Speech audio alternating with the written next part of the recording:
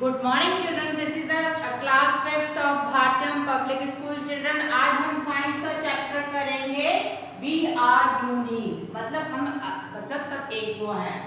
सबसे पहले क्या है कि मतलब all human beings but still we are the different from each other in the term of appearances.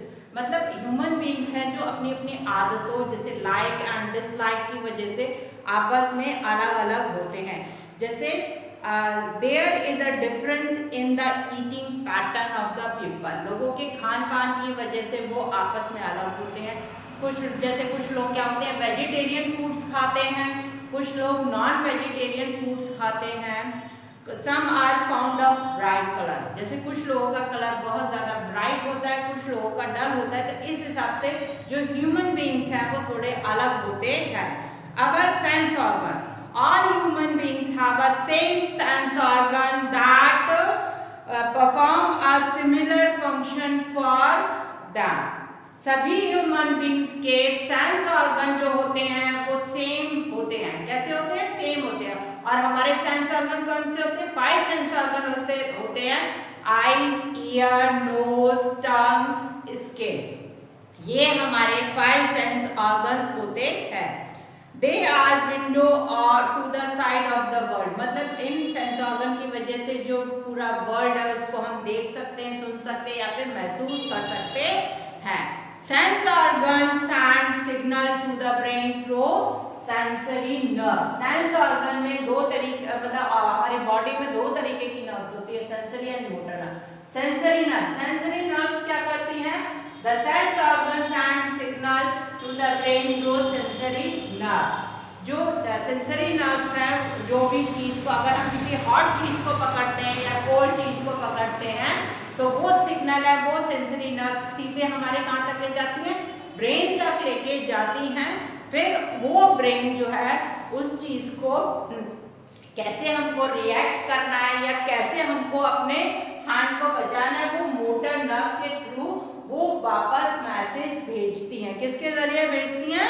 Motor nerve के जरिए वो वापस ब्रेन जो है मैसेज सेंड करता है कि अगर गर्म चीज है तो आप अपना हाथ हटा ले, ठंडी है तो हटा ले। मतलब कैसे आपको रिएक्ट करना है वो सब कुछ हमें ब्रेन बताता है। The brain is the store house of the body. जो ब्रेन है वो हमारा स्टोर हाउस है बॉडी का। It is store information that the back us to memory when the similar incident। देखिए हमारी मेमोरी इतनी शार्प होती है, इतनी तेज होती है, उसमें हम बहुत सारी चीजें स्टोर कर सकते हैं अपने ब्रेन में। जैसे कोई इंसिडेंट हमारे साथ सालों पहले, अगर वही इंसिडेंट दोबारा होता है तो वो चीज हमको रिएक्ट करती है, वो चीज हमको बताती है कि हाँ ये चीज हमारे साथ पहले भी हो चुकी है। The interpretation of the different people the same things are be different। मतलब एक ही चीज अलग अलग लोगों के लिए देखने का नजरिया अलग होता है। अब जैसे होता है स्मॉल चाइल्ड, जैसे छोटे बच्चे होते हैं जिनको चीज़ों की समझ नहीं होती है, 1 या 2 ईयर चाइल्ड, उनको अगर स्नेक दिखाई पड़े तो वो क्या समझते हैं? एक शाइनी टॉय की तरह उसके साथ रिएक्ट करते हैं। लेकिन एक ह्यूमन बीइंग या एक अडल्ट पीपल है उस स्नेक को एक डेंजरस चीज के रूप में देखता है। नेक्स्ट टॉपिक है factors for different analysis in a same things. कौन कौन से फैक्टर्स होते हैं? सबसे फर्स्ट होता है फैमिली बैकग्राउंड। जैसा आपका फैमिली का बैकग्राउंड होता है बच्चा उसी तरीके से डेवलप होता है। अगर बच्चा वेजिटेरियन फैमिली से होता है तो जो वो अगर फैमिली वेजिटेरियन होती है तो बच्चा भी वेजिटेरियन फैमिली का होता है। अगर बच्चा नॉन वेजिटेरियन फैमिली का है तो मतलब नॉन वेजिटेरियन फैमिली तो बच्चा भी नॉन वेजिटेरियन होता है। इसी प्रकार से जैसे अगर हमारे फैमिली में सभी लोग लाउड म्यूजिक सुनते हैं तो जो वेस्टर्न म्यूजिक सुनते हैं तो बच्चे भी उसी तरीके से वेस्टर्न म्यूजिक सुनते हैं। मतलब फैमिली का बेसिकली कहेंगे हम, फैमिली का जो बैकग्राउंड है वो बहुत ज़्यादा इन्फ्लुएंस करता है बच्चे की लाइफ को, क्योंकि जैसा वो पलता है बढ़ता है वो चीज़ उस पर बहुत ज़्यादा इफेक्ट करती है। सेकेंड ऑप्शन है ऑक्यूपेशन। आप किस तरीके का काम करते हैं वो भी आपको आपकी माइंड पर या उस चीज़ पर इफेक्ट करता है। जैसे म्यूनिसिपैलिटी के जो वर्कर हैं उनको गार्बेज की मतलब कूड़े की स्मेल नहीं आती है। जैसे हम लोग अगर नॉर्मली निकलते हैं जहाँ से तो वो चीज़ हमको बहुत स्मेल और हमको वो अजीब सी फीलिंग देती है, लेकिन जो इस काम को करते हैं उनको ये चीज़ें नहीं होती हैं। मतलब एक काम भी है, अगर जैसे डॉक्टर्स हैं, मान लीजिए अगर आप हॉस्पिटल में जाते हैं तो आपको हॉस्पिटल में मेडिसिन, इंजेक्शन, फिनाइल की जो स्मेल है वो बहुत इरिटेट करती है, लेकिन जो वहाँ के नर्सेज हैं, डॉक्टर्स हैं या जो भी स्टाफ है उनको ये स्मेल नहीं करती क्योंकि वो उस चीज़ के आदी हो जाते हैं। तो मतलब ऑक्यूपेशन भी इस चीज़ पर डिपेंड करता है। अब है state of mind. State of mind कैसा होता है? स्टेट ऑफ माइंड जैसे अगर आपका माइंड पार्टी के मूड में है तो आप लाउड म्यूजिक सुनना पसंद करते हैं।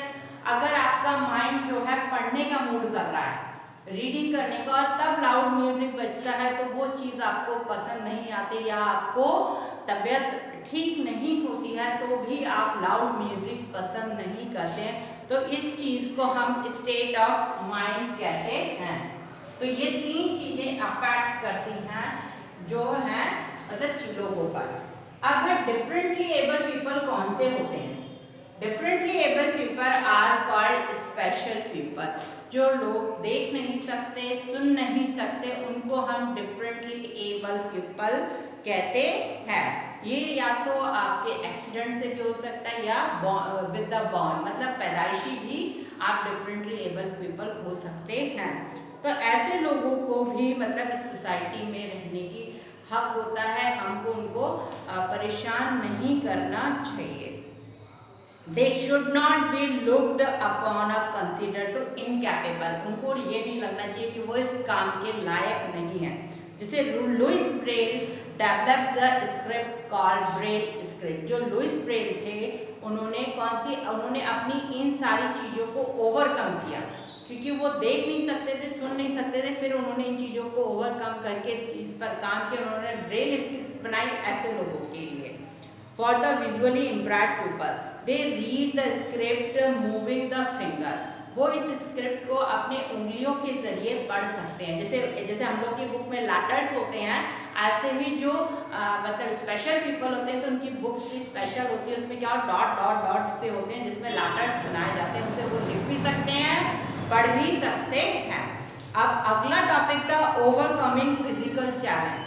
हेलन केलर ऐसे लेडी थी जिन्होंने मतलब अपनी चीज़ों पर या अपनी जो उनकी बॉडीज में कमी थी उस पर काम किया, ओवरवर्क किया, उस चीज़ को उन्होंने नहीं माना। Helen Keller born a healthy child but some illness, she lost her vision, hearing और speaking। उनकी मतलब तीनों चीज़ें चली गई थी। उसके बाद उनका जो टीचर थे आना सल्विन, उन्होंने उनको उनके हाथ के ज़रिए से उनको पढ़ना और ये वर्ल्ड को देखना सिखाया। She learn 5 language. उन्होंने 5 लैंग्वेज लिखी। वो एक अच्छी ऑथर थी, वो एक अच्छी ऑटर थी और उन्होंने अपने ऊपर एक बुक लिखी, her autobiography the story of my life. वो ऐसी बुक थी जो इस तरीके के लोगों को बहुत ज़्यादा इंस्पायर किया था। उसमें इस तरह की बुक को मतलब जो इस तरीके के लोग थे उन्होंने उनके लिए बुक की, उनके लिए लेक्चर्स किए। मतलब वो एक प्रेरणा का स्रोत बनी थी इस तरह के लोगों को, क्योंकि जो देख नहीं सकते, बोल नहीं सकते, सुन नहीं सकते, उसके बाद भी उन्होंने 5 जो लैंग्वेज थी उनको आती थी। उन्होंने बुक्स लिखी, उन्होंने बैचलर ऑफ आर्ट की डिग्री पाई थी। तो ये था हमारा चैप्टर वी आर यूनिक। मतलब हमारे जो सेंस ऑर्गन होते हैं अगर उनके मतलब बहुत सारी चीज़ें इस चैप्टर में चिल्ड्रन आपको ये सब सारी चीज़ें आपको सब कुछ समझ आ गया होगा। अब नेक्स्ट वीडियो में मैं आपको इसकी बैक एक्सरसाइज कराऊंगी, ठीक है? Okay, thank you children.